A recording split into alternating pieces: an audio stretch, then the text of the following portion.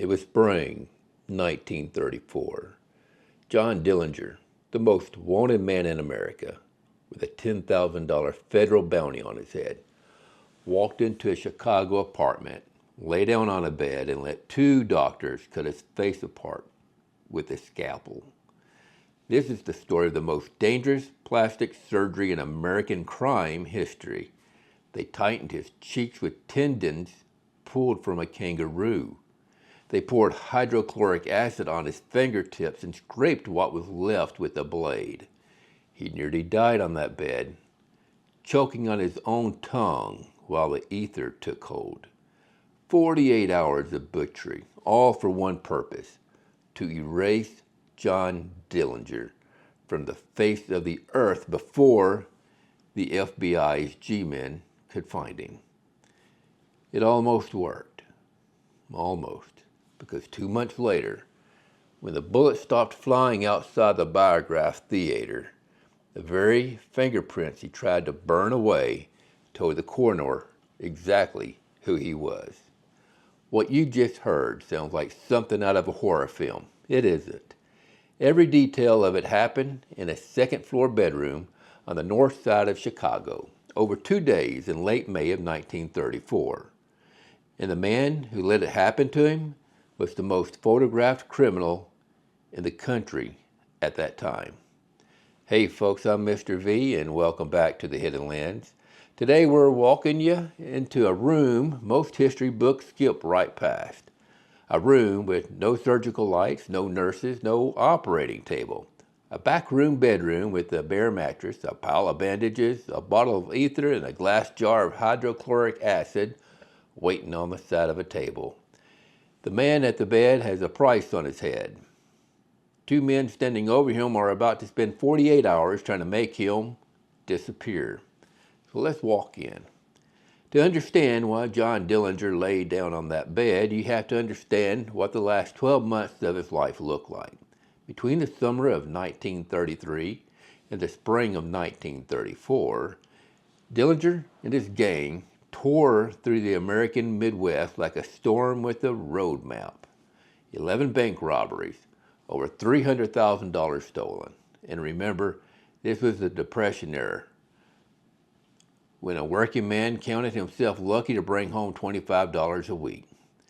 3 jailbreaks, including one in Crown Point, Indiana, that he pulled off using a wooden pistol he carved himself and blackened with shoe polish.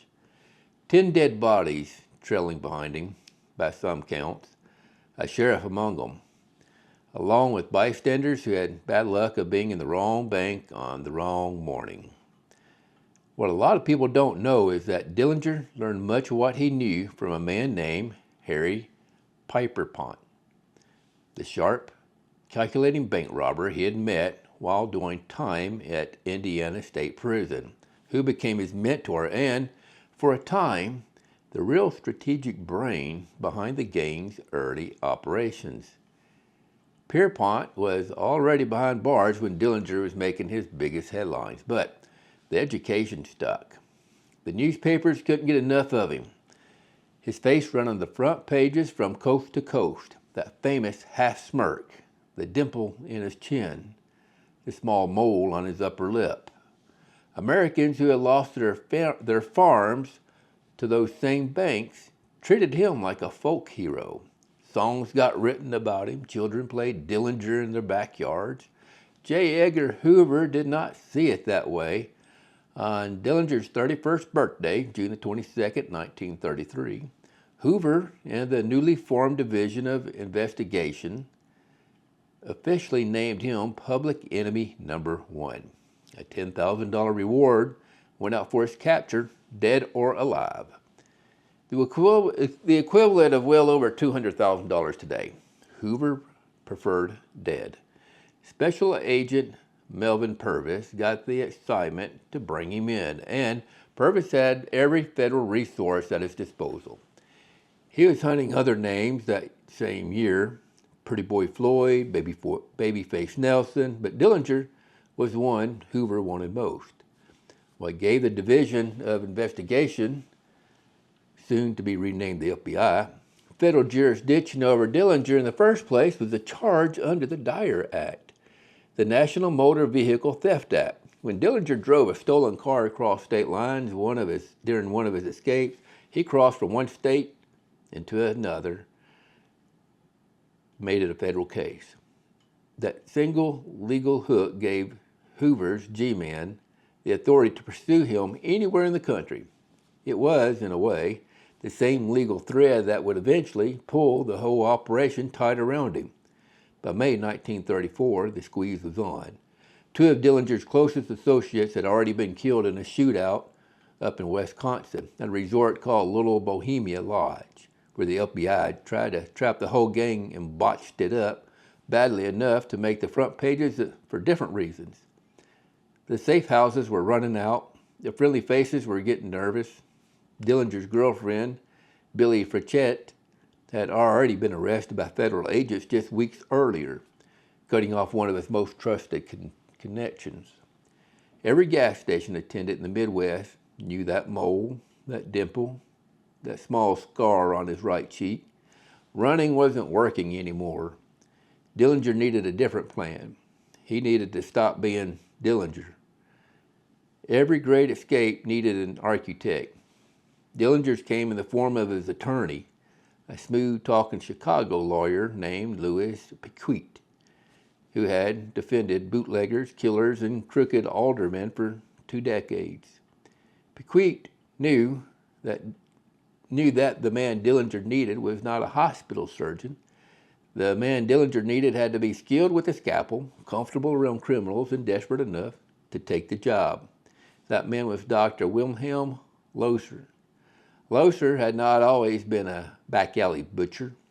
Born in 1876 in Prussia, he came to America at the age of 12, made his way through the medical schools of Chicago, and graduated as a physician in 1905. He built a respected surgical practice in the city. Colleagues called him a magician with a knife.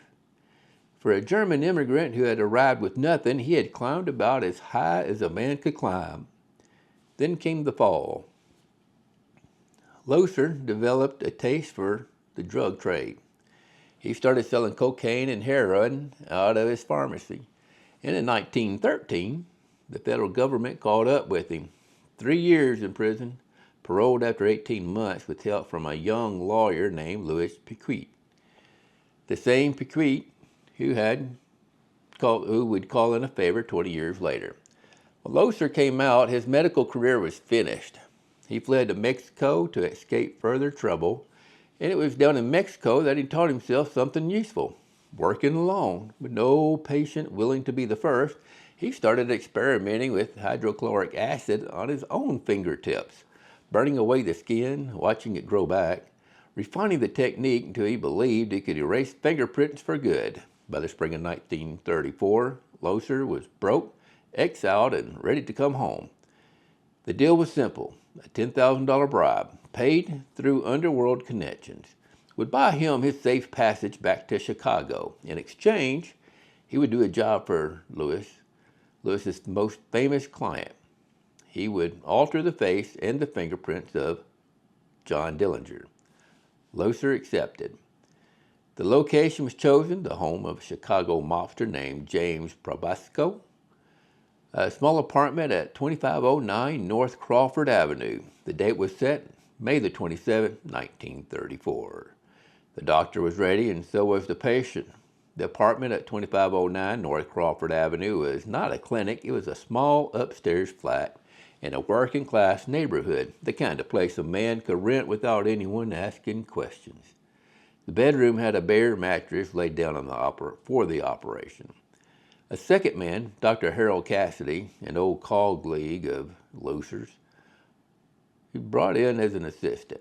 He was already there, so Homer Van Metter, that's Dillinger's lieutenant and best friend, who had decided to go under the knife the same weekend, Van Metter had his own list of changes. Smooth out the features, get rid of an anchor tattoo on his right arm, burn off his prints. Dillinger went first. He brought a written list with him. He wanted the small mole off of his upper lip removed. He wanted the dimple in his chin filled in. He wanted that depression at the tip of his nose smoothed out. He wanted the moles and scars on his cheeks taken off, and he wanted fingerprints gone. Loeser offered him a choice: local anesthetic, where he would be awake and feel every cut, or general anesthesia, where he would be unconscious. Dillinger chose the general, ether. Cassidy applied the ether-soaked cloth. Loeser stepped into the bathroom next door to wash his hands one more time before he picked up the scalpel. Then Cassidy started shouting. Dillinger's body had gone rigid on the mattress. His face was turning blue. Under the ether, his tongue had rolled back into his throat and sealed off of his airway. America's Most Wanted man was suffocating on a stranger's bed in a rented apartment, 60 seconds from being a corpse. Loeser come running in. He grabbed a pair of forceps on the side table, forced Dillinger's jaw open, and dragged his tongue forward until the air came back. Dillinger's color returned.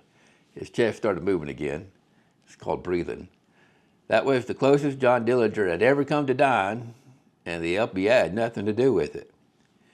When he came back around, Dillinger refused any more of that general anesthetic stuff. He'd take a local, meaning he would be awake for everything that came next. What came next lasted for hours. Loeser worked over his face by lamplight. He cut out the mole on his upper cheek, or his upper lip. He sliced into his cheeks and pulled tendons taken from a kangaroo because they were tough enough to hold tension under skin, and stitched them in to tighten the loose flesh. He worked on the chin, trying to feel the famous dimple. He smoothed the nose. Through all of it, Dillinger was conscious. The most photographed criminal in America lay on a rented mattress in Chicago apartment, eyes wide open while two doctors carved on his face like a turkey for hours, with nothing between him and the pain but a needle of local anesthetic and his own grit. When they finished, they won. His face was raw, swollen, and barely recognizable to himself or anyone else. Dillinger spent the night on the same mattress. There was no recovery room and no nurse, just a man with a price on his head and a face that hurt to touch. Sleeping a few hours before the worst pain began. The second day was for the fingerprints. Down in Mexico, Loeser had spent months refining his method on his own skin. He believed he had it figured out. What he was about to do to Dillinger and to Van Meter was the procedure he had been practicing for. Step 1, cut away the top layer of skin from each fingerprint with a scalpel. Step 2, apply hydrochloric acid to what remained, burning the deeper layer of the dermis down to where the ridge patterns lived. Step 3, scrape that burned tissue away with the blade until the surface looked smooth. That was the theory. The reality was that Dillinger spent hours setting up, his hands shaking while Loeser worked one finger at a time. The acid did not numb, it burned, it blistered. The smell of it filled the room. Each fingertip was cut, washed, treated, scraped, bandaged. Then the next one, then the next one. 10 in a row. Then Loeser was finished with Dillinger. He moved to the second mattress and started on Van Meter. Van Meter got the same treatment, the cuts, the acid, the scraping. Some people think, like me, he must have been nuts. He just saw what happened to Dillinger, but he did it anyway. So, he got his anchor tattoo carved out of his arm, leaving a raw wound that would take weeks to heal. By the time the second day ended, both men were, in the words of one historian who studied this case, mutilated and in agony. Their faces were swollen, masked. Their hands were wrapped in gauze and could not be used. The total bill came to $5,000. Loeser got that share while Piquett held back the rest of the bribe money. What happened next would have been comedy if it wasn't so dangerous. Van Meter, fevered and furious at the pain, picked up his Thompson submachine gun with bandaged hands and pointed it at, you guessed it, Loeser. He blamed the doctor for the agony. He nearly killed a man who had just spent 48 hours trying to save his life. It took convincing from the others in the room to talk him down. Loeser walked out of the apartment alive, barely. When the bandages finally came off, Dillinger walked to a mirror and looked at his reflection. The man who looked back at him was still John Dillinger. I think somebody else wanted to pick up that Thompson. The dimple on his chin had been filled in, but the shape on his face had not really changed. The mole on his upper lip was gone, replaced by a small scar. His cheeks had been tightened with kangaroo tendons, but they had also been pulled in ways that left him looking puffy, almost feverish. He dyed his hair black, grew a thin mustache, and started wearing wire-rimmed glasses. He thought it would be enough, but it wasn't. Over the next 8 weeks, Dillinger hid in Chicago brothel run by a Romanian madame named Anna Sage. He went to movie theaters. He went to ball games. He walked the streets of his own city, and people kept recognizing him. The face that had been on the cover of Time and Newsweek and every front page in the country was still unmistakably his face. On the night of July the 22nd, 1934, Anna Sage walked Dillinger into the Biograph Theater on Lincoln Avenue to see Manhattan Melodrama, a Clark Gable gangster picture that was playing that week. She had cut a deal with the FBI's jig men. In exchange for help with her own immigration troubles, federal agents were waiting outside when Dillinger came out into the warm summer night. He sensed something was wrong, broke for the alley beside the theater, and reached for the pistol in his pocket. 3 shots brought him down. 1 bullet entered the back of his neck, next to just under his right eye. The next morning, the Chicago coroner pressed each of his fingertips onto an inked card. The ridges that Loeser had cut, burned and scraped, the ridges that had cost $5,000 in 1934, that had taken 48 hours of agony to destroy, were still there. Blurred at the centers, but legible at the edges, enough to match and enough to confirm without any doubt that the dead man in the Cook County morgue was John Dillinger. The surgery had failed. 48 hours of butchery, $5,000, a man who nearly choked to death on his own damn tongue, a doctor who walked out of the apartment with kangaroo tendons in his pocket and a Tommy gun pointed at his chest. All of it, every minute of it, for nothing. Wilhelm Loeser was arrested 2 days after Dillinger was killed. The FBI picked him up in Oak Park, Illinois. He turned state witnesses against Louis Piquett, the same lawyer had once paroled him from prison, and was then sent back to finish the rest of his old narcotic sentence. He was released a year later, his name finished. He lived another 18 years in obscurity and died in 1953, almost no one remembering what he had done in a Chicago bedroom for the most wanted man in America. Homer Van Meter outlived Dillinger by exactly 1 month. He was shot down in a St. Paul alley, August 23, 1934. The anchor tattoos gone from his arm, but his fingerprints, like Dillinger's, still legible enough to identify the body. John Dillinger himself was buried at Crown Hill Cemetery in Indianapolis, the same city where, years before, a young man had made a choice that put him on a path, that backroom bedroom in Chicago. The grave drew visitors for decades.